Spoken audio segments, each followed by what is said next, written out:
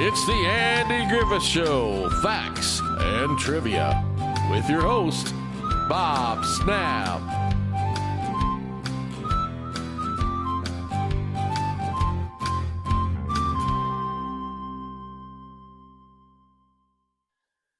Happy Halloween! Woo!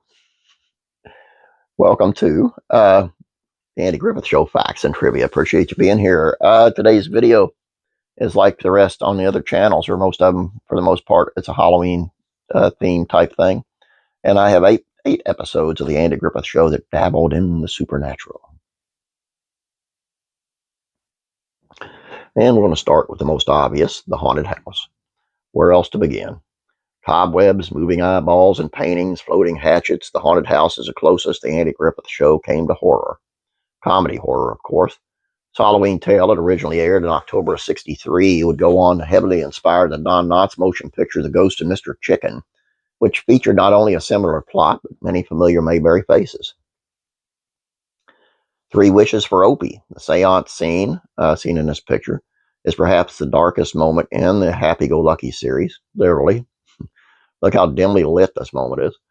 Barney attempts to reach the spirit of Count Esteban Talecki, a dead nobleman from Transylvania. You know, like Dracula. Goober seems rather spooked by the mystic arts. Sure is dark in here. The cowering Floyd the barber notes. It reminds us when we bought our first Ouija board and pulled it out at slumber party. The Jinx. No surprise that Barney is the most superstitious fellow in Mayberry. Some of his biggest laughs come from his old-fashioned beliefs. In this episode, we see the deputy read from a dusty volume. It's titled Signs, Omens, Portents, and Charms to Ward Off Bad Luck.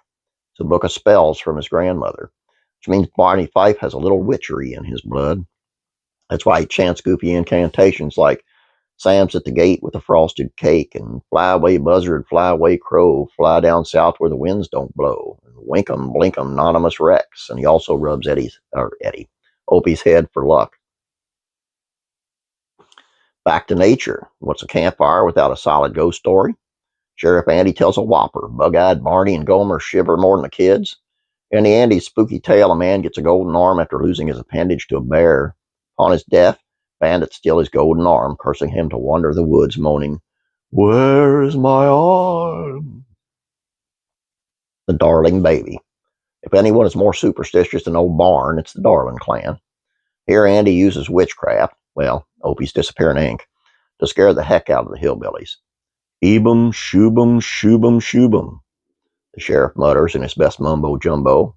You got witchery in your house, Briscoe hollers before shooting away his brood. A warning from Warren. Once Barney bolted at the end of season 5, a new deputy took over. Warren carried many of the same superstitions. In a warning from Warren, he even claimed to have powers of ESP. A sinister vision comes to Warren. Andy and Helen are doomed for a dark outing of the lake. Of course, these three goofballs end up causing the havoc. The lucky letter. You call it superstition. Barney corrects his boss. I call it caution. Barney is convinced ill fate will befall him if he does not respond to a chain letter. Barney trashes the letter, which leads to a series of misfortune. Bumps his head, cuts himself shaving, gets his foot run over by a truck, and nicks himself shaving. Don't mess with the power of a chain letter. And the cow thief. Okay, this is a stretch. It does illustrate how gullible Barney is for all things supernatural. He would certainly be into Googling skinwalkers and aliens today. In a way, both cryptids and abduction play into this plot. Cow mysteriously disappears with only human footprints left as evidence. In the final scene, we see the prints of some kind of Bigfoot beast. Turns out, as we quickly learn, it's just a cow with boots, and Opie with an elephant foot. This plot also foreshadows how Ernest T. Bass tricks townspeople into return to Mayberry when he makes monster footprints with plaster. Some of the best episodes, in my opinion, they're right up there, well, most of them are in the top 10. And I really get a kick out of it. And say what you want about Warren on the collar ones, but on this one, he's when he's eating a sandwich and he's getting this vision, and Goober's like, "Hush, he's got extra sensitive perceptive." You gotta love old Goob. all I got for you here, guys. But like I say, the rest are like Halloween related as well. Please check out Classic Real Comedies, Facts and Trivia. It is on the Beverly Hillbillies episode, Trick or Treat. Classic TV, Facts and Trivia. It is on 11 spooky Halloween episodes of classic shows. Classic Rock and Country Music, Facts and Trivia. It is on the night that Alice Cooper and Joe Perry from Aerosmith tried to write some songs in a house that just happened to be the house from the Amityville Horror, and stuff started happening.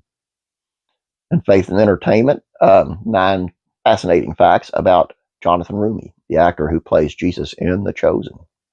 That's a really good one. That's all I got for you here. I hope you guys enjoyed this. Please don't forget to subscribe. Please like this video. Appreciate it. Have a happy Halloween. God bless you. And I'm praying for you.